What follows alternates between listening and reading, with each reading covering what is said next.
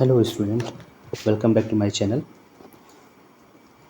आज फिर से हम केमिकल काइनेटिक के सीरीज को इन फॉरवर्ड डिस्कस करना चाहते हैं और आपके सिलेबस में जो भी टर्म्स हैं उसको समझते हुए चलेंगे। तो जैसा कि हमने पिछले टर्म में हमने समझा था कि ऑर्डर ऑफ रिएक्शन, जो ऑर्डर ऑफ रिएक्शन डेफिनेशन हमने समझा था, ठीक है ना। अब हम क्या करेंगे, अगर आप नहीं समझे हैं तो आप पिछला चैनल पे जो वीडियो अपलोड है उसको आप अच्छे से देख लीजिएगा, समझ लीजिएगा। और यहाँ पे हम डिस्कस करेंगे types of order of reaction. Okay, यहाँ पे आप हेडिंग मेंशन कर लीजिएगा, types of order of reaction, जिसमें आपको पहला हेडिंग है order of reaction, sorry zero order reaction and first order reaction, second order reaction, pseudo first order reaction. ठीक है, सूडो फर्स्ट ऑर्डर रिएक्शन हम आपको समझाएंगे, सेकेंड ऑर्डर समझाएंगे, first order. First of all हम समझेंगे जीरो ऑर्डर रिएक्शन क्या होता है। एक छोटा सा टर्म दिया गया है कि जो रेट होता है वो इंडिपेंडेंट करता है, किस पे करता है, कंसंट्रेशन पे। वाइल जबकि आप इसको पढ़े हैं ऑर्डर ऑफ रिएक्शन में, जो रेट होता है वो रिएक्टेंट की कंसंट्रेशन पर डिपेंड करता है, जबकि जीरो ऑर्डर रिएक्शन क्या करता है, ये इंडिपेंडेंट करता है कंसंट्रेशन पर। ओके, इसको ब्रीफली हम समझेंगे, ठीक है। फिर उसके बाद फर्स्ट ऑर्डर अल्टरनेटली सब कुछ समझते हुए चलेंगे। तो जो अपना फर्स्ट ऑर्डर है वो क्या है, zero order reaction. Okay, then first of हम इसको समझते हैं क्या होता है first order zero order reaction. Zero order reaction होता है, zero order reaction is a chemical reaction, okay, where in the rate does not vary with the increase or decrease the concentration of reactant. इसमें क्या होता है कि अगर आप reactant है, ठीक है, और ये कोई प्रोडक्ट है, ठीक है, अब इस कोई रिएक्टेंट का, ठीक है, सॉरी ऐसा नहीं लिखा, रिएक्टेंट का कंसंट्रेशन को आप बढ़ाइए अदरवाइज़ घटाइए, लेकिन जो प्रोडक्ट का जो रेट है, जो रिएक्शन का रेट है, जो जिस रेट से प्रोडक्ट बन रहा है वो अफेक्टेड नहीं होगा। वापस से समझते हैं कि जो रेट होता है, सॉरी रिएक्टेंट होता है, रिएक्टेंट से बनता है प्रोडक्ट, इस रिएक्शन का कोई सा रेट होगा, किसी एक रेट से, किसी भी रेट से रिएक्शन प्रोडक्ट बन रहा होगा, ठीक है। तो जो जीरो ऑर्डर रिएक्शन कह रहा है, जीरो ऑर्डर रिएक्शन कह रहा है कि जो कंसंट्रेशन होता है रिएक्टेंट की कंसंट्रेशन पे ये डिपेंड नहीं कर सकता करता है। आप इसके रिएक्टेंट की कंसंट्रेशन को बढ़ाइए या फिर घटाइए, ये जो इसका रेट है वो रेट चेंज नहीं होता है। ओके, देन इसका इस डिफिनेशन समझा जाए। A zero order reaction is a chemical reaction in which the rate of reaction is independent of the concentration of reactant. वो क्या करता है, इंडिपेंडेंट होता है किसके, कंसंट्रेशन ऑफ रिएक्टेंट के। ओके, अब नीचे समझिएगा, that means even you increase or decrease the amount of reactant, अगर रिएक्टेंट की अमाउंट को बढ़ा दीजिए, ठीक है ना, या फिर उसको घटा दीजिए, तो लेकिन जो उसका रेट होगा वो रिमेन कांस्टेंट होगा। क्लियर, एकदम क्लियर हो गया होगा डेफिनेशन, ठीक है ना। फिर अगर आपको रियल लाइफ एग्जांपल समझना है, जैसे एक आप कहानी सुनते होंगे हिंदी में कि कोई अगर हाथी जा रही है, ठीक है ना, कौन भोगते हैं, कुत्ते भोगते हैं, ठीक है। तो कुत्ते भोगते हैं तो हाथी अपने सीधे रास्ते से चले जाते हैं, जहाँ उसको जाना होता है वो जाती है। कुत्ते भोगते हैं, कोई इधर से जाता है, कोई इधर से जाता है, कोई पीछे से जाता है, ठीक है ना, इसको डिस्टर्बेंस करने का कोशिश करता है, लेकिन ये डिस्टर्ब होता है नहीं, ठीक है ना। तो इसके रेट में कोई डिफरेंस, मतलब डिस्टर्बेंस नहीं आती है, वो जिस रेट से जाता है उसी रेट से चले जाता है, ठीक है ना। ये सब क्या करते हैं, सेम ऐसा समझ लीजिए, जो कुत्ते हैं वो क्या हो रहे हैं, रेट कंसंट्रेशन को बढ़ा रहे हैं, ठीक है ना, घटा रहे हैं, बढ़ा रहे हैं, लेकिन इसकी जो रेट है, रिएक्शन की जो रेट है उस पर अफेक्ट हो रहा है, नहीं हो रहा है। उसको रियल लाइफ अभी ज़्यादा एक्सप्लेन अच्छे से नहीं कर पा रहे हैं, लेकिन समझने की कोशिश करिएगा आप लोग, ठीक है। तो फिर इसका एक जनरल फार्मूला होता है, जनरल फार्मूला होता है, रेट किसका रेट है, रिएक्शन का, और फिर उसके बाद ये क्या है, कांस्टेंट है। ये कोई एक जनरल रिएक्शन है, ऐसा कोई प्रोडक्ट बन रहा है, ठीक है ना। तो इसकी कंसंट्रेशन, अब जिसके कंसंट्रेशन जीरो क्यों लिखा है, क्योंकि जीरो ऑर्डर रिएक्शन का है, ठीक है ना। यहाँ पे एन होता है तो एन बराबर क्या हो गया, जीरो से, ठीक है। अब इसका मतलब ये है कि अगर किसी की पावर, मैथ वाले बच्चे जाने, किसी की पावर जीरो होता है तो उसकी वैल्यू क्या आएगी, वन। लेकिन ये स्पेशली जो जीरो है वो किसके लिए है, जीरो ऑर्डर रिएक्शन के लिए, ठीक है। अब आगे समझिएगा, थोड़ा सा हिंदी आपके लिए हम मेंशन किए हुए हैं, अच्छा बेटर अंडरस्टैंड के लिए। जीरो ऑर्डर रिएक्शन वे होते हैं जिनमें रेट ऑफ रिएक्शन, रिएक्शन का जो रिएक्टेंट की जो मतलब रेट ऑफ रिएक्शन रिएक्टेंट की कंसंट्रेशन पर डिपेंड नहीं करता है। मतलब आप चाहें तो रिएक्टेंट की मात्रा को बढ़ा दें या घटा, मतलब बढ़ा दें फिर या घटा दें, ठीक है ना, बढ़ा दें या फिर घटा दें, तो रिएक्शन की जो स्पीड है इस पर कोई असर नहीं पड़ने वाला है, ठीक है। तो जो इसका यूनिट है वो कंसंट्रेशन अपॉन टाइम होता है, ठीक है। कंसंट्रेशन को होता है मोल, पर लीटर, और इसका जो टाइम है वो, फिर उसके बाद ये दोनों ऊपर जाएंगे तो मोल लीटर यूनिवर्स, फिर सेकेंड यूनिवर्स हो जाएगा। ओके, ये बहुत इंपॉर्टेंट है, इसको समझिएगा आप लोग ये। ठीक है, डिफिनेशन भी कहता है, डिफिनेशन ये कहता है कि जो रिएक्टेंट होता है प्रोडक्ट बनता है, ठीक है ना, फिर उसके सॉरी प्रोडक्ट जो बनता है। अब देखिए जो इसका कंसंट्रेशन है, जो रेट होता है किसी रिएक्शन का, अगर रिएक्टेंट की कंसंट्रेशन पे डिपेंड नहीं कर रहा है तो वो क्या होगा, जीरो ऑर्डर रिएक्शन होगा। जीरो ऑर्डर रिएक्शन की यूनिट ये है, जीरो ऑर्डर रिएक्शन के लिए फॉर्मूला। ठीक है, अब आगे समझते हैं क्या होता है ये। अभी जो होता है वो इंटीग्रेटेड रेट लॉ होता है। किसके लिए? इंटीग्रेटेड रेट लॉ आपको पढ़ना है सबके लिए, सबका निकालना है, फर्स्ट ऑर्डर का, सेकेंड ऑर्डर का, जीरो ऑर्डर का आप सीख रहे हैं, आगे सीखेंगे। जो इंटीग्रेटेड रेट लॉ होता है वो किसके होता है? जीरो ऑर्डर रिएक्शन के लिए होता है। ठीक है, तो इसको समझने के लिए क्या करेंगे हम, आगे समझेंगे क्या चीज़ है, किसके लिए होता है। तो हम इंटीग्रेटेड रेट लॉ किसके लिए पढ़ेंगे? जीरो ऑर्डर के लिए पढ़ेंगे। वेरी इंपॉर्टेंट होता है, बहुत ज़्यादा इंपॉर्टेंट होता है, आप समझिएगा। एक हमको जनरल रिएक्शन स्टार्ट करते हैं, इसको कैसे डेरिवेशन किया जाता है। सपोज अ रिएक्शन, एक रिएक्शन लिया गया है जिसमें ए है, ए से क्या बन रहा है, कोई प्रोडक्ट बन रहा है, ठीक है ना। तो यहाँ पे आपको टर्म समझाते हैं, प्रोडक्ट एक टर्म समझाते हैं कि एक चीज़ समझिएगा कि अगर टाइम ज़ीरो है, ठीक है, अगर टाइम ज़ीरो है तो किसी समय पर जब टाइम ज़ीरो है, ठीक है, तो जो रिएक्टेंट की कंसंट्रेशन है वो भी क्या होगी, जीरो होगी। सपोज करिएगा, ठीक है ना, जो पहले से लिया गया उतना ही होगा। फिर किसी टाइम टी पर, लेट अस सपोज कोई टाइम टी है किसी समय पर, ठीक है ना, तो इसका कंसंट्रेशन क्या होगा, आपको पता है कि जब भी रिएक्शन होता है, रिएक्टेंट होते हैं, रिएक्टेंट का अगर प्रोडक्ट बन रहा है तो इसका कंसंट्रेशन ऑब्वियस सी बात है, या तो कम हुआ होगा, ठीक है ना, या तो फिर बढ़ा हुआ होगा, अलग कहानी है।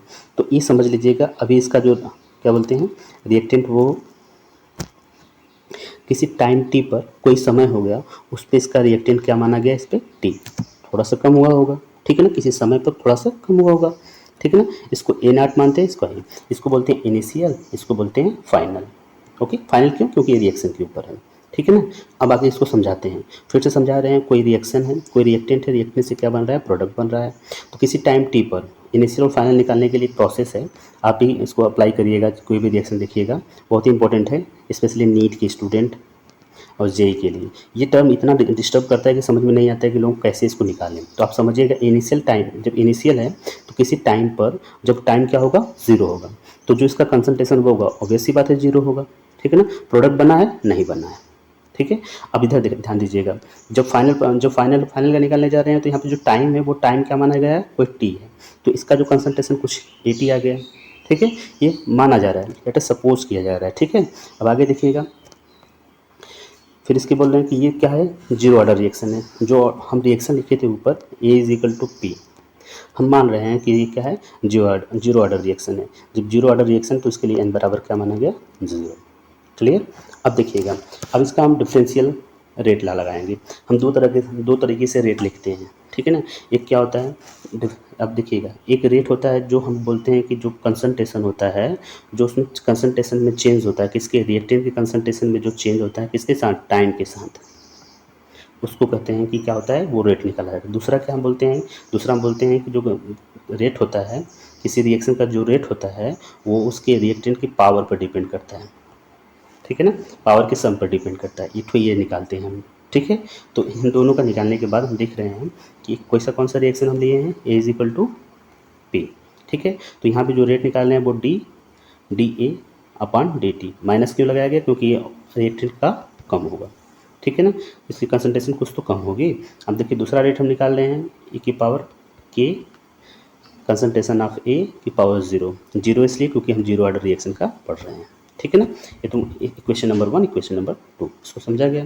फिर नेक्स्ट में समझिएगा, इक्वेशन नंबर 1 और इक्वेशन नंबर 2 को क्योंकि इसमें दोनों तरफ क्या है, रेट इक्वल है, रेट इक्वल होने की वजह से माइनस डी अपन डी टी, अब ये दोनों उसको इक्वेशन को जब इक्वल किया गया, अब आगे देखिए क्या है करना है आपको, जब इक्वल किया गया तो देखिएगा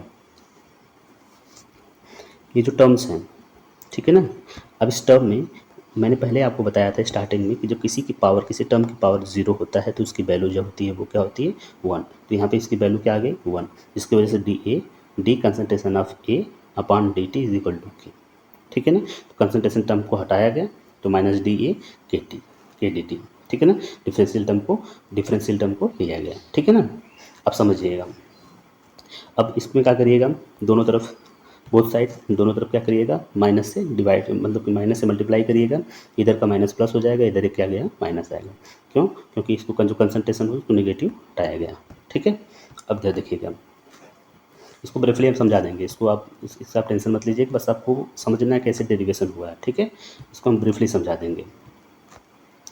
अब ध्यान ध्यान दीजिएगा। फिर हम ये चीज़ आपको बता रहे थे स्टार्टिंग में, जो इनिशियल कंडीशन है, जो इनिशियल कंडीशन है वो क्या है, T is equal to zero, जो उसका कंसंट्रेशन है ए जीरो माना गया। किसी टाइम टी पर जो कंसंट्रेशन है रिएक्टेंट का वो क्या माना गया, ए टी माना गया। ठीक है ना, तो हम यहाँ पे क्या करेंगे, एक स्टैंडर्ड इंटीग्रेशन यूज करेंगे जो होता है x1 टू x2। ठीक है ना, इनिशियल ये फाइनल। ठीक है ना, इसकी जो वैल्यू आएगी वो क्या होगा, ये वैल्यू होती है। ठीक है, इंटीग्रेशन करेंगे इसका। मैथ वाले स्टूडेंट के लिए इजी है, बाकी बायो वालों के लिए जो भी चीज़ है, अगर आपको किसी का जिसे समझ लीजिएगा x का किया गया है तो x1 से कहाँ पे होगा, x2 से होगा, तो इसका वैल्यू क्या आ जाएगा, x2 माइनस x1। अगर y1 का होगा तो y2 माइनस y1। यहाँ पे कुछ भी वैल्यू होगा तो उसके सापेक्ष इसका किया जाता है। ठीक है ना, रेफरेंशियल किया जाता है। देखिएगा, अब आगे समझिएगा। तो यहाँ पे जो इंटीग्रेशन किया जा रहा है वो क्या है, A0 AT। ठीक है ना, किसके, डी कंसंट्रेशन का। ठीक है ना, इसका जो जब किया जाएगा माइनस के कांस्टेंट उसको बाहर किया जा रहा है, जीरो से कहाँ पे, टी पे जा रहा है। ओके,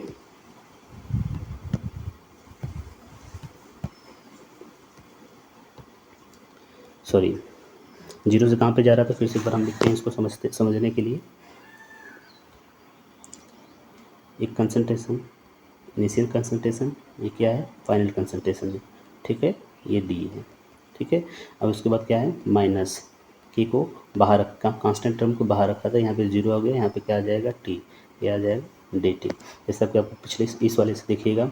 ठीक है ना, उसके लिए आपको यहाँ पे वैल्यू क्या आ जाएगी, फिर से बताइए आपको वैल्यू क्या आ जाएगी, A T minus A zero. इसके लिए इसके हिसाब से जो वैल्यू आएगी ये आएगा। आप इसको देखिएगा, फिर इज इक्वल टू माइनस के। अब इसके लिए इसके हिसाब से जो वैल्यू आएगी वो क्या आ जाएगा, टी माइनस ज़ीरो। जब किसी में से घटाएंगे, इसको सबस्ट्रैक्ट करेंगे, माइनस की घटाने के बाद आपको क्या मिलेगा, के टी। ठीक है, तो यही वैल्यू मिला आपको, A T is equal to A naught. अब ए नाट को इधर किया गया, माइनस के टी। ठीक है ना, अब समझिएगा, दिस इज, अब इसमें जो टर्म को समझिएगा, this is integrated zero order reaction way. अब इसको समझिएगा कि ये क्या होता है, A naught initial concentration of reactant होता है, कि कब होता है, टाइम जीरो होता है। ये क्या कंसंट्रेशन एट टाइम टी होता है। ये क्या होता है कि रेट कांस्टेंट होता है, टी क्या होता है, time in second minute whatever जो लिया जाएगा उसके हिसाब से इसको किया जाता है। ठीक है ना, ये तो था first order zero order reaction का डेरिवेशन, इंटीग्रेटेड रहा। ठीक है, इसको आप अच्छे से समझ लीजिएगा, जो चीज़ नहीं समझ में आएगी वापस से वीडियो देख लीजिएगा, वापस समझ में आ जाएगा आपको। समझिएगा, इसके लिए half life order, half life निकालते हैं। हाफ लाइफ बहुत सिंपल होती है, सबकी हाफ लाइफ से निकालने वाली प्रोसेस होता है, बहुत सिंपल होता है। इसमें क्या होता है, हाफ लाइफ क्या होता है, हाफ लाइफ वर्ड का मीनिंग आपको समझ में आना चाहिए। Half life, half in the sense आपको पता है, हाफ जो मतलब उसका क्या है, एक सेकेंड, इसमें देखिएगा, half life is the time, एक समय होता है in which the concentration of reactant is reduce to one half. जो कंसंट्रेशन होता है किसका, रिएक्टेंट का, वो क्या हो जाता है, वन हाफ हो जाता है। कब, रिएक्शन का। ठीक है, एक समय होता है कब, जब कोई रिएक्शन, देखिएगा कोई रिएक्शन हो रहा है, ठीक है ना, तो ये हाफ लाइफ माना जाएगा कि यहाँ पे हाफ लाइफ आएगी। समझ में आ रहा है, हाफ लाइफ टाइम होता है, ठीक है ना, जिसमें जो कंसंट्रेशन होता है किसका, रिएक्टेंट का, जब आधा हो जाता है वही होता है हाफ लाइफ। तो यहाँ पे क्या किया गया, हाफ लाइफ को डिनोटेड किया जाता है टी हाफ से। ठीक है, किसी रिएक्शन के लिए, कोई भी रिएक्शन है, ऐसा कोई रिएक्शन है तो हम क्या करेंगे, putting the value of zero order reaction. अब देखिए टी इज इक्वल टू हम क्या करेंगे, टी हाफ करेंगे, यही बताया जा रहा है, T is equal to T half और A T is equal to A not upon two. अब इस वैल्यू को बस सिंपली इस वैल्यू को आप जीरो ऑर्डर रिएक्शन में पुटअप करेंगे तो आपको वैल्यू प्राप्त होगी। ठीक है ना, A T is equal to ये जीरो ऑर्डर रिएक्शन का फॉर्मूला है। ठीक है, अब इसमें हम इसकी वैल्यू ए टी की वैल्यू रखेंगे और टी हाफ की वैल्यू रखेंगे। रखने के बाद हमको क्या आ जा रहा है, T half is equal to A not upon 2k। बहुत ही ईजी डेरिवेशन है इसका, ठीक है। आपको ये वैल्यू याद करिएगा। कभी भी अगर जीरो ऑर्डर रिएक्शन बहुत इंपॉर्टेंट होता है, कभी भी अगर आपको पूछ रहा है तो वो पूछेगा डेरिवेशन पूछेगा, डिफिनेशन पूछेगा, फिर देन आफ्टर पूछेगा हाफ लाइफ, ठीक है। ये बहुत इंपॉर्टेंट है। आपको एक चीज़ बता दे रहे हैं, पहले क्लियर कर दे रहे हैं कि आपको zero order reaction, first order reaction, second order reaction, इन तीनों ऑर्डर रिएक्शन में से किसी एक का डेरिवेशन आएगा, ठीक है। 110% आना ही आना है। अब आगे देखिएगा क्या होती है half life. This is half life equation, okay. अब देखिए जो एग्जांपल है, कोई भी फोटो केमिकल रिएक्शन होगा जिस पे आपको एच नहीं दिखाया रहता है मैक्सिमम, कोई बस एक कोई एक्सेप्शन होगा जिस पे नहीं होगा, जिस पे एच नहीं दिखाया होगा, सभी हो गए कि कौन सा ऑर्डर रिएक्शन का, जीरो ऑर्डर रिएक्शन का, ठीक है। अब उसके बाद देखिएगा एंजाइम कैटालिटिक जो रिएक्शन होते हैं वो डिकम्पोजिशन ऑफ गैस होता है, decomposition of HIN cold surface होता है। ये सभी जो रिएक्शंस होते हैं वो किसके हैं, जीरो ऑर्डर रिएक्शन के, ओके। अब एक तो ग्राफ बनाया जाता है, एक लीनियर ग्राफ के ग्रामेटिकल एक लीनियर इक्वेशन होता है, y equal to M X plus C. जो मैथ के स्टूडेंट है वो समझेंगे, जो बायो के स्टूडेंट है इसको आपको इसमें कुछ लेना देना नहीं, इससे समझने की कोशिश छोड़िए। अभी तक ध्यान दीजिएगा, आपके सामने दो ग्राफ बनाया गया, एक ग्राफ है वो जो है वो रिएक्टेंट का रेट, कंसंट्रेशन का और रेट की होता है।